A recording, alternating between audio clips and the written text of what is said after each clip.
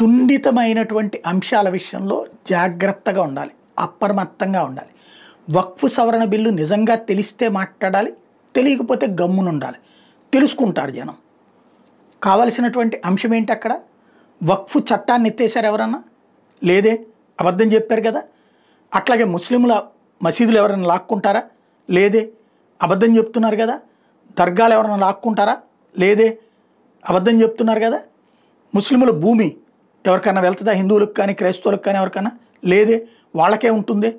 అంటే ముస్లింలకి ఏమాత్రం అన్యాయం జరగనటువంటి, పైగా ముస్లింలో అణగారిన వర్గాల అభివృద్ధికి ఉపయోగించేటటువంటిది ఒక బాధ్యతాయుతమైనటువంటి చట్ట సవరణ చేస్తే కొంతమంది తప్పుదోవ పట్టించేటటువంటి వాళ్ళు, లేదా 2013లో ఇట్లాంటి వక్ఫ్ సవరణ తీసుకొచ్చినప్పుడు నోరు మెదపనటువంటి వాళ్ళు ఆ రోజున ముస్లింలకి మరింత ప్రయోజనం చేకూరుస్తూ హిందువుల ఆస్తుల్ని లాక్కోవడానికి అవకాశం కల్పిస్తుంది, ప్రభుత్వ ఆస్తుల్ని లాక్కోవడానికి అవకాశాలు కల్పిస్తుంది. కాబట్టి చూస్తూ ఊరుకున్న వాళ్ళు ఇప్పుడు వక్ఫ్ సవరణ బిల్లు చెల్లదు, చేసే అధికారం ప్రభుత్వానికి లేదంటున్నారు.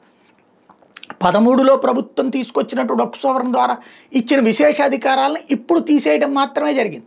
ఇది వాస్తవం. కానీ ప్రజల్ని తప్పుదోవ పట్టిస్తుంది. ఇదివరకు కనుక ఎన్ఆర్సీసీఏ తీసుకొస్తే ముస్లింలందరినీ దేశం బయటికి పంపించేస్తారు, శరణార్థి శిబిరాలు పెట్టి సరిహద్దుల్లో ఉంచుతారు, లేకపోతే ప్రత్యేక క్యాంపుల్లో ఉంచుతారు అన్నటువంటి దొంగ మాటలు ఎట్లాంటి ప్రచారం చేశారు, ఇప్పుడు అదే ప్రచారం చేస్తున్నారు. అట్లాగే చేస్తున్నారు.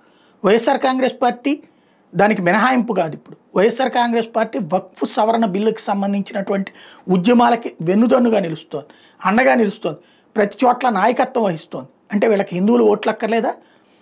తప్పు చేయడాన్ని సమర్థిస్తారా? ముస్లింలకు సంబంధించిన ఓట్లు ఉంటే సరిపోతుంది అనుకుంటున్నారా? ఎందుకు ఈ చర్య తీసుకుంటున్నారు అన్నటువంటిది వాళ్ళకి వాళ్ళు ఆత్మవిమర్శ చేసుకోవాల్సిన అంశం.